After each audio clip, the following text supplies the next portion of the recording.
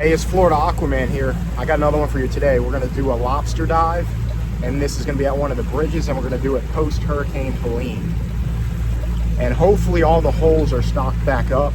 Usually when you get a storm that brews out, it moves all the lobster around, and those holes that got picked earlier in the season, they'll get replenished.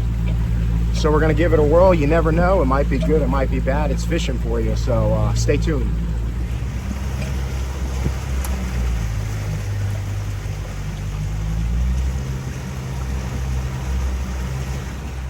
So if you look behind me, you see those arches? That's the old railroad bridge from back in the day, the original one when they used to ship stuff down to the Keys. And the one with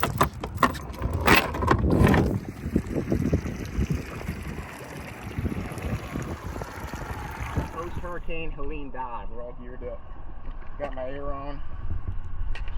We'll see what we can do. Viz ain't too good, but you know, some days you just got to get it done, so let's get it done.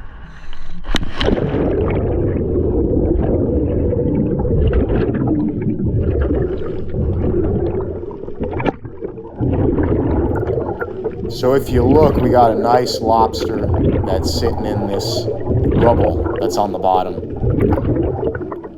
Giving him a little tickle, trying to get him to come out. Trying to get that net right behind him as soon as I can, as you can see. And I got him, boom, scooped him right up. You can see there's a couple more to the left that are keepers too. I'd like to point out the visibility was not good today at all. It looks a little better on the camera than it actually was. I would say max you could see was about 6 feet, if that. And then once you stirred up the bottom, it wasn't very good at all. I got a nice keeper here. I didn't even have to measure him. I could tell by handling him at this point. Shoved him right in the bag. So somehow this lobster shot out of the bag. Don't ask me how. I think he came out the top. I checked to make sure there was no holes. I'm thinking maybe there was just a gap. He was kind of sitting there and he just shot out. But it wasn't a good start. I lost the first keeper right away. So if you look, there was a big mutton that crossed the screen too. But we got some more lobster in the hole. We're going to get this one right here. Shoot him right in the net. Boom. Got our next lobster. It's really important that once you get them in the net, you want to grab with your hand as soon as you can because they're very crafty. You can see how that one just zipped out of the bag like nothing. So they'll zip out of that net if you don't get a hold on them. So that's what I'm doing. I'm double checking this guy, making sure he's good.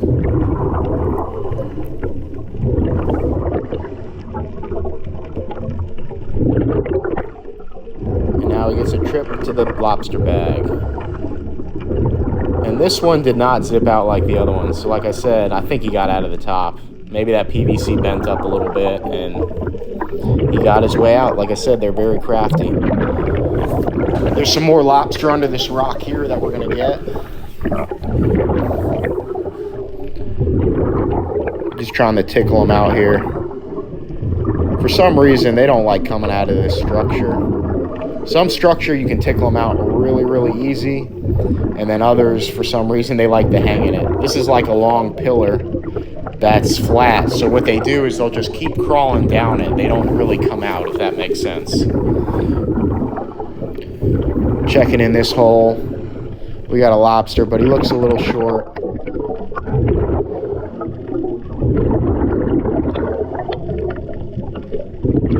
Trying to tickle another one out of here. Like I said, they're just walking straight down the pillar. If you look, that was a lobster molt right there. It wasn't a dead lobster. I know a lot of people think that. That's when they molt, they lose their shell, and it's basically just hollow. There was a bunch of them in this video. Bunch of little fish around hanging out. And you can tell that lobster right there is a keeper. You can just tell by the size of the antennas. So I'm going to slowly tickle him out. There's a small one in front. We don't want anything to do with that one. There's that keeper. That was the best lobster of the day right there. Boom! I grabbed him as soon as I can. He almost got out. I had him by the antennas, but I didn't have him really low. You can see he lost one of them. So that's why it's always important when you guys grab them by them knuckles. Because if you grab them by the antenna, they'll zip out. So that's lobster number 2. Should have been 3, but fortunately I lost that first one. So you can see the little fish are trying to eat the feed and antennas and stuff like that. Checking my air, making sure I'm good. Very important when you're down there. You get excited and you don't look at your air gauge, and boom, you're out of air. So you want to check it pretty frequently. Nice mutton snapper coming across the screen. He was hanging out pretty much the whole time I was there. Looking around for some more lobster here. Bunch of little fish. And there we go. Nice one. Trying to get that net as close as I can to them. Like I said, they don't like coming out of this structure for some reason. And it's not really something that you can stick your hand in because of the backside of it.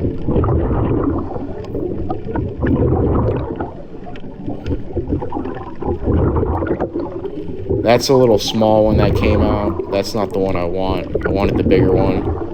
He's kind of right behind him, you can see.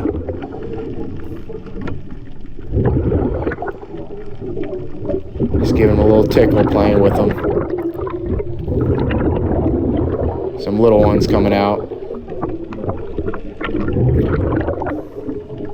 You can see in the screen there's another lobster molt. I know it looks like a lobster, but it's not. That's a molt on the left-hand side by the net. But there's a lobster right behind it. You can see he's moving his antennas. Like I said, this one did not want to come out. He didn't want to play nice. I got 1 and 2. So I caught 2 by accident. The one was way too small. But this one's definitely a keeper. I can just tell by grabbing them. Bunch of little fish swimming around. You can see the viz was not too good once it got stirred up. Give him a nice little shove in the bag, tail first, and we got 3 lobsters.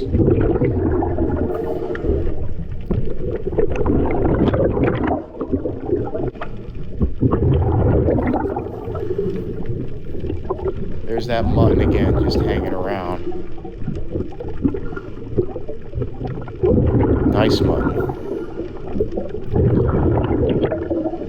So if you look right in that screen, you see that looks like a dead lobster. That's actually a molt. If you look, that shell is completely hollow. There is nothing in there. So they're just like crabs. What they do is they have an exoskeleton, and when they grow, they have to molt that exoskeleton and make a new one. So that's what's left over when they do that. I mean, you can only see about maybe 6 feet. Maybe 7, which is pretty crappy. So we still got some lobsters. It makes it a lot harder when the viz is bad, because normally you can kind of glide above, you know, and get a bird's eye view. When the viz is bad, you got to kind of be more on the bottom. So it's almost like a boat tower. When you're in a boat tower, you get a lot better view. So you can't cover as much area as quick. But we got some lobsters, so we're gonna cook them up, and here we go.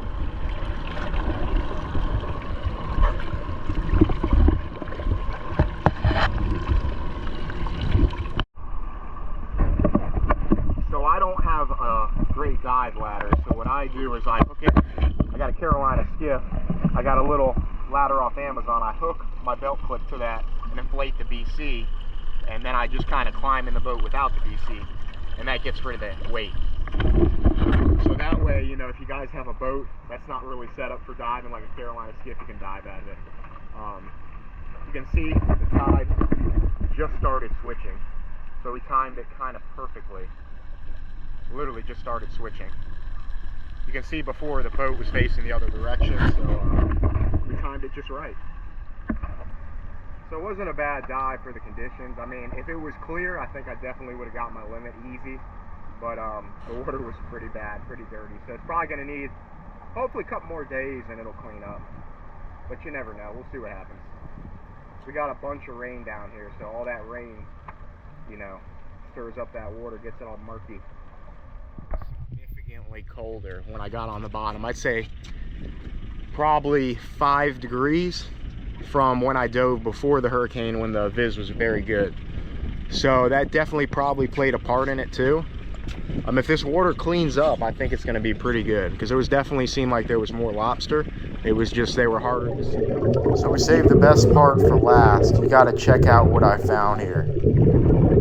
A brand new fishing reel. It looked like it was in good condition, so I couldn't leave it down there. Had to take it up with me. Pretty sweet. I was hoping it worked.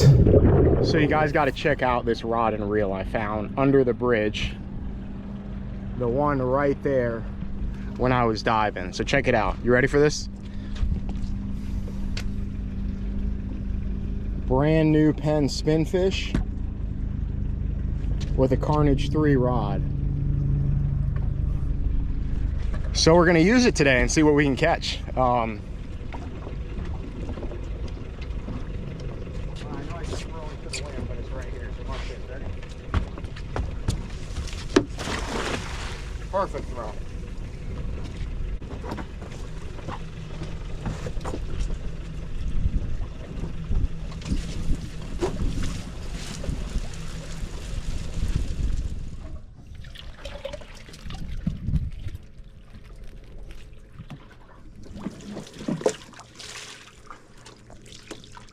So what I'm doing here is I'm just getting them chummed up, throwing some live baits out. What that does, it gets them away from the mangroves, gets them out of the trees, makes them easier to catch.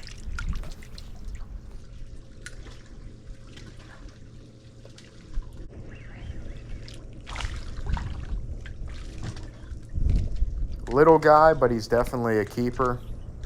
Mangrove's only got to be 10 inches to keep. This one's probably maybe 12, 13.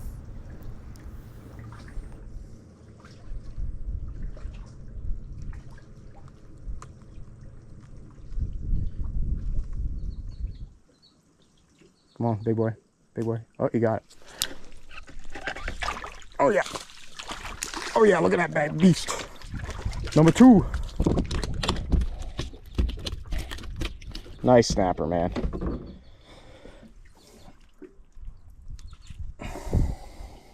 Barely had him hooked too, look. Well, that's 2 nice ones for the grill. Check that out. See if we can get some of these big ones to eat. There we go. Come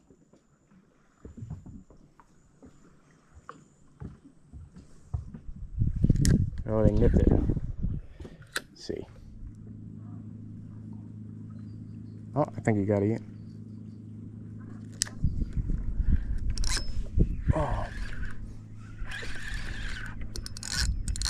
This one's got some size to it. Oh, he's in the trees. There we go. There we go. That's what we came here for, baby. Look at that. Woo! That's a nice snapper, baby.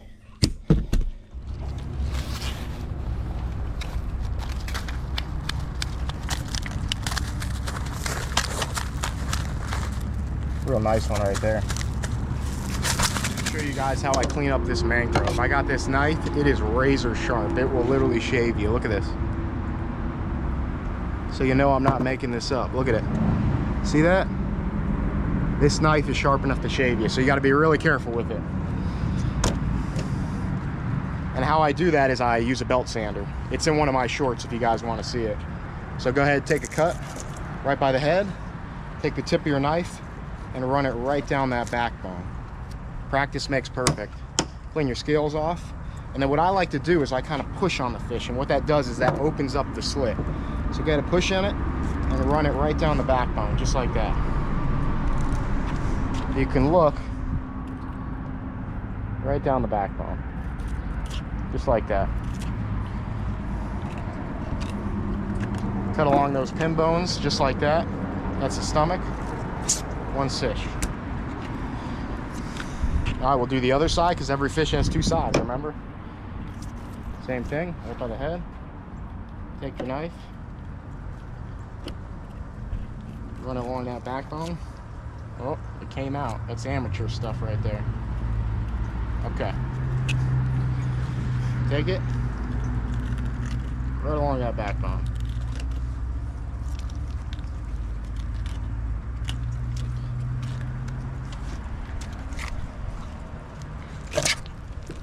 Okay.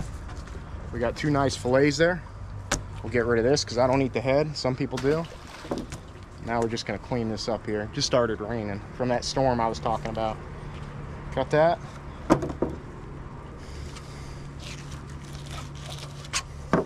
The thing with filleting fish is practice makes perfect. And have a sharp knife. Makes a world of difference. And then I got a nice skinless, boneless mangrove snapper fillet. Doesn't get much better than that. I hit the other side real quick. Same thing. Boom, boom, boom. Just like that. Check that out. 2 nice fillets. That's going to make a great meal. So we got 1 snapper.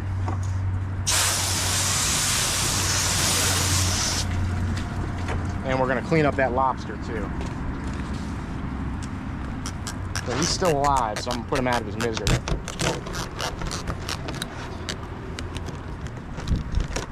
Just like that. Scramble that brain. And I'm going to show you guys how they make that noise. So if you look right on that orange part right there, if you see that antenna, watch. So it's them just moving that antenna. That's how they make that noise. Pretty cool, huh? Take your antenna, stick it up the poop chute. He's still got some nerves going. Right up the poop chute. Give it a twist. I'm gonna get rid of that antenna because I don't need it. And then give it a good twist like this. This is a big one, so it's gonna take a little more effort. And if you watch, you do it perfect, that poop chute comes right out.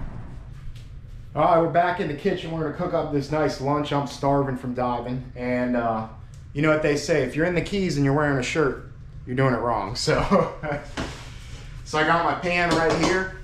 I'm gonna make it easy. Spray some non-cook on there.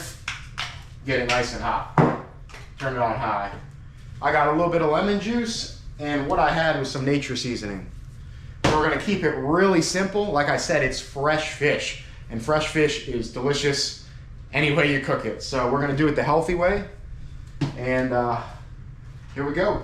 Take my seasoning, put a little bit on there, just like that. And that's all it's gonna take right there. Hour and a half ago, an hour. Check that out. The lobster is still moving. That's how you know it's fresh.